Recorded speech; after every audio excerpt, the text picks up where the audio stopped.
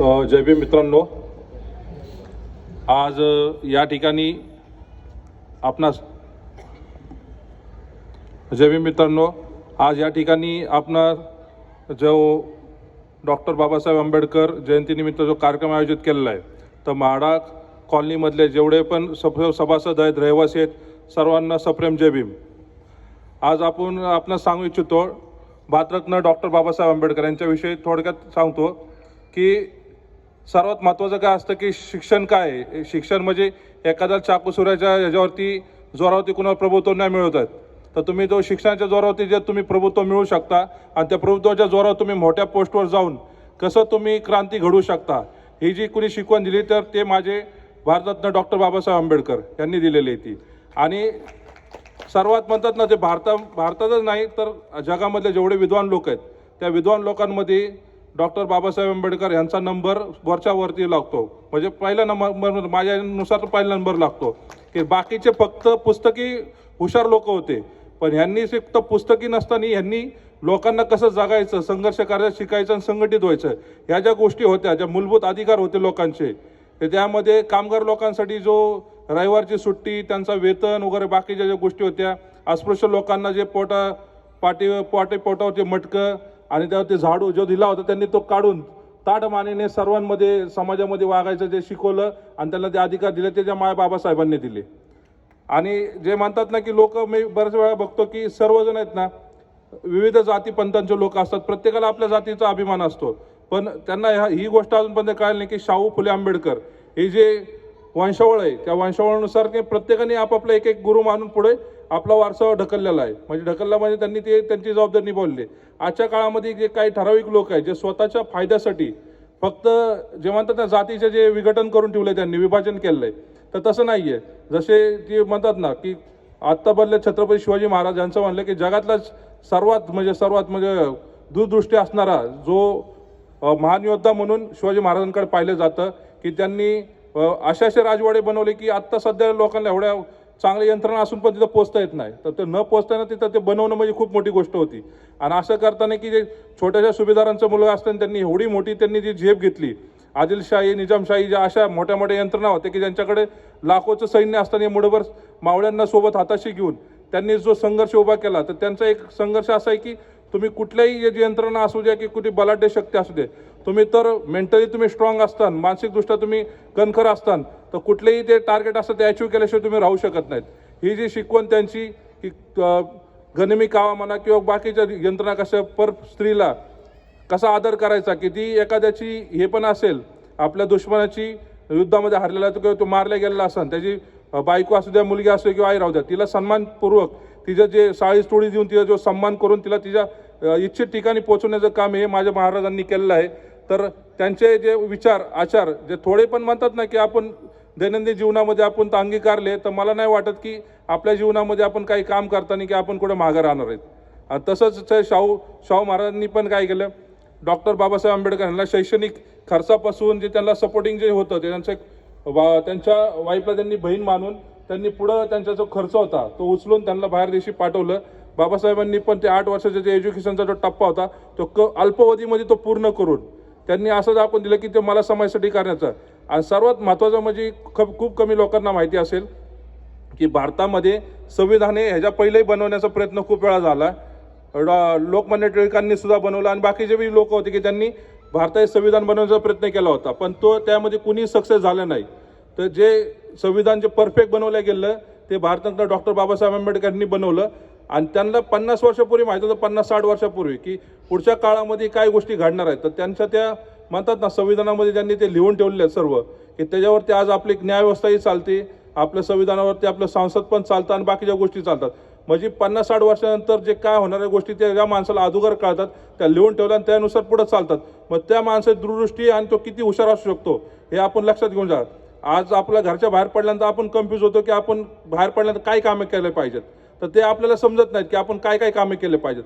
पण ह्या व्यक्तींनी पूर्ण भारताने काय केलं पाहिजे हे लिहून ठेवणं आणि ते ॲक्युरेटपणे ते वागवणं, कारण का आज तरी एखाद्या संसदेमधला एखादा ते नियम तर बदलायचा असेल की याच्यामधल्या संविधानामधला, तरी ते मेजॉरिटीने त्याला पास करायला लागतं, पण त्यांच्यामध्ये कुठे चुकाच नाही तर ते मेजॉरिटी आणला तरी तो चेंज करण्यासाठी खूप विरोध होतो। कारण त्यांनी अशा गोष्टी करून ठेवलेल्या आहेत की 100 आरोपी सुटले तरी चालतील पण एक निर्दोष माणूस लटकला नाही पाहिजे त्यामध्ये, असं त्यांची ती विचारधारा होती की त्यांचं एकच होतं की न्याय हा सर्वांना मिळाला पाहिजे. त्यानुसार त्यांनी पूर्ण आयुष्य त्यांनी खर्च घातलं. त्यांच्या ज्या विचाराच्या आचाराचे जे लोक आहेत ते विद्वान लोक जे चाकोसूर्यांपेक्षा ते पुस्तकांना महत्त्व जास्त देतात. आणि आज जे IAS IPS जे लोक आहेत ते सर्वजण आपल्या पोस्टच्या जोरावरती, आपल्या एज्युकेशनच्या जोरावरती आज त्यांनी मोठ्या मोठ्या पोस्ट मिळवलेल्या आहेत आणि त्या पोस्टच्या जोरावरती आज ते देशाची आणि राज्याची सेवा करत आहेत. तर अशा ज्या लोकांसाठी जे म्हणतात ना, जे आयडॉल असतात ना, ते खऱ्या अर्थाने भारतरत्न डॉक्टर बाबासाहेब आंबेडकर आहेत. तर मी एकच सर्वांना सांगू इच्छितो की आजच्या ज्या दिवशी आहेत की फक्त आपण जयंतीनिमित्त एकत्र येतो आणि परत कार्यक्रम एखादा घेऊन आपण निघून जातो, असं न करता की त्यांचे जे पुस्तकं आहेत, जे पुस्तकं जे आपल्या वाचनामध्ये येऊन आपण आपल्या दैनंदिन जीवनामध्ये आपण काय काय करू शकतो त्यामध्ये, मग त्यांचे कुठले विचार आपण अंगीकारू शकतो की शिक्षणाचा किंवा वेळेचं नियोजन किंवा कमी वेळेमध्ये कुठली गोष्ट कशी आत्मसात करायची. जसं छत्रपती शिवाजी महाराज, डॉक्टर बाबासाहेब आंबेडकर, शाहू फुले हे सर्वांचे ते थोडे थोडे विचार तरी घेतले.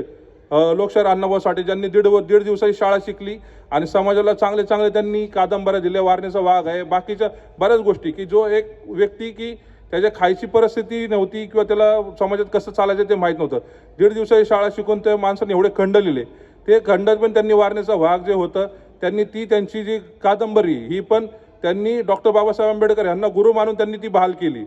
मग त्यामुळे जो समाजामध्ये तो हे आहेत ना, ते अंतर्गत ते वाद आहेत की जय भीम समाज वेगळा, मातंग समाज वेगळा किंवा मराठा समाज वेगळा, असं काही नाही आहे. प्रत्येकाने आपापल्या काळामध्ये जे जे समाजाला योगदान दिलं आहे त्याचा सर्व मिळून हा भारत देशाचा खंड निर्माण होतो आणि भारत देश निर्माण होतो. त्यामुळं आपण आपल्या आजूबाजूला कुठल्या दुसऱ्या जाती धर्माचे लोक आहेत त्यांचा पण जाती धर्माचा स्वाभिमान दुखावा नाही आणि आपला पण स्वाभिमान सोडू नये, अशी एक प्रकारे मी आपल्याला विनंती करतो.